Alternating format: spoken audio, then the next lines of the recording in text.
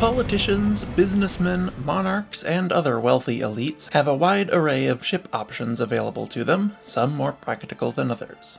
Today, let's take a look at 5 of the best. I'm Joey from Radio Free Coruscant, and these are the best ships for politicians in Star Wars, Volume 2.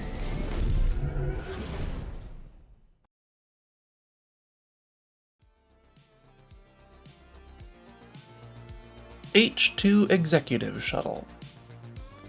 One of the smallest useful ships in Star Wars, the Slain and Corpil H2 Executive Shuttle would be a perfect transport for politicians and businessmen with low luggage or staff requirements. In fact, it was one of the few ships used in an official capacity by both the Republic and the Separatists in the Clone Wars.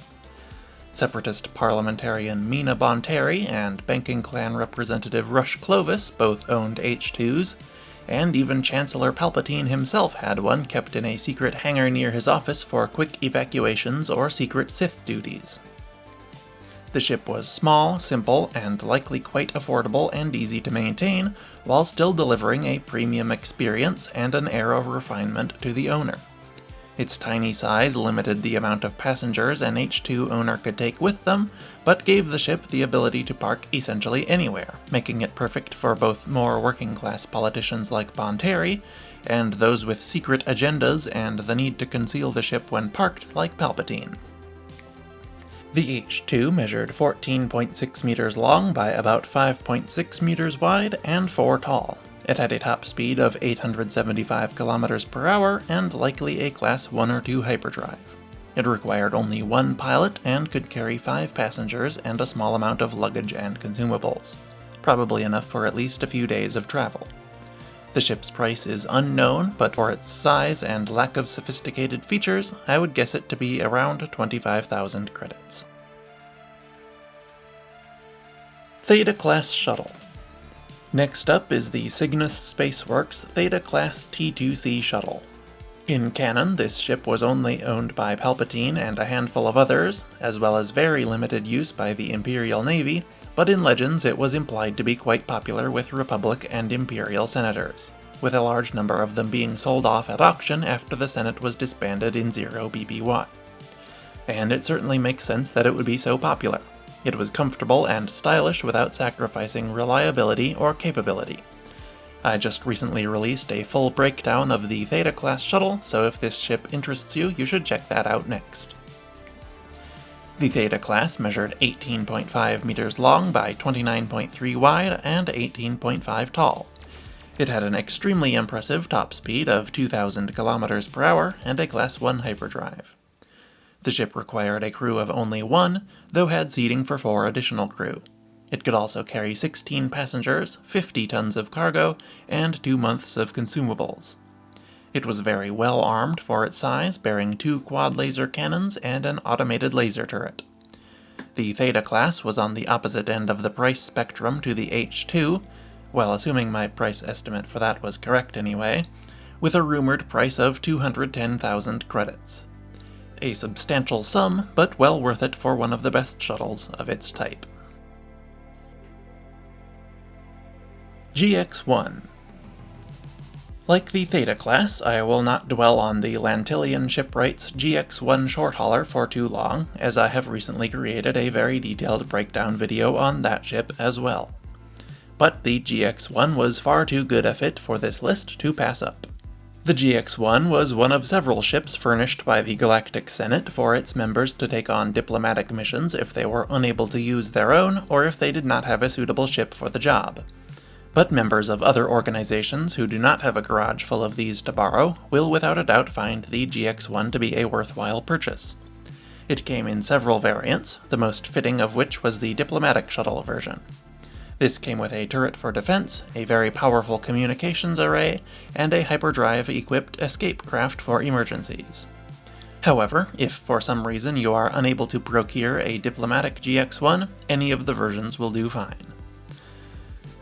The GX-1 measured 37.28 meters long by about 17.8 meters wide and 14.5 meters tall. It had a top speed of 800 kilometers per hour and a Class 2 hyperdrive. The GX-1 was armed with a double laser cannon turret for the diplomatic and updated variants, and unarmed for the rest. The ship's crew consisted of just a single pilot, which could be replaced with just an RX series pilot droid to save money. It could carry 10 passengers, as well as 85 tons of cargo and 1 month of consumables. And despite its size and all the accoutrements it comes with, it cost only 85,000 credits new, or 25,000 used. Guild Danzo Custom Star Yacht. While the previous 3 ships have been relatively humble vessels suitable for any level of businessman or politician, the Guild Danzo Custom Star Yacht would be of interest to the wealthiest and most pretentious of the lot. With its gleaming white hull with chromium detailing and luxurious interior, this would be perfect for CEOs, planetary monarchs, or grand moffs. The Guild Yacht was also completely handmade, and each one was uniquely designed for its owner's exact needs. One Guild Yacht, the Libertine, had an interior furnished with rare woods in the captain's quarters and a high-detail holo projector in the passenger lounge for sales presentations, but you could order yours with whatever materials and equipment suit your tastes. The ship could also be outfitted with anti-shock fields to give it as smooth a ride as a luxury airspeeder for anyone who may experience motion sickness in an ordinary starship. The most ostentatious detail of the Guild Yacht, though, at least in my opinion, was the spiral staircase it used instead of a normal boarding ramp. I'm sure you could order one with whatever boarding system you prefer, but why would you? The spiral staircase is awesome. The Guild Yacht measured 52.9 meters long by 26.1 meters wide and 7 meters tall.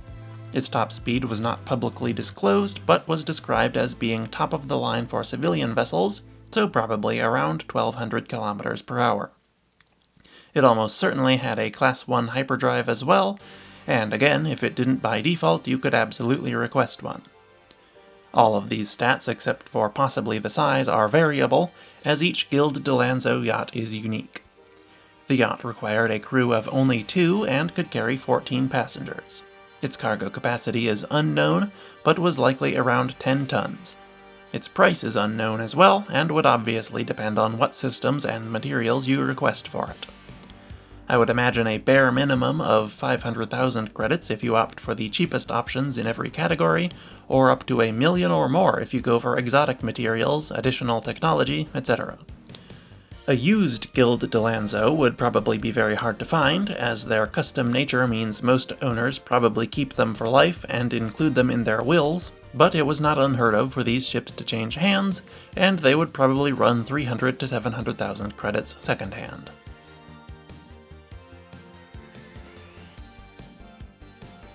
Taylander. And finally, one of the best ships for politicians in Star Wars is the Gallifrey Yard's Taylander shuttle.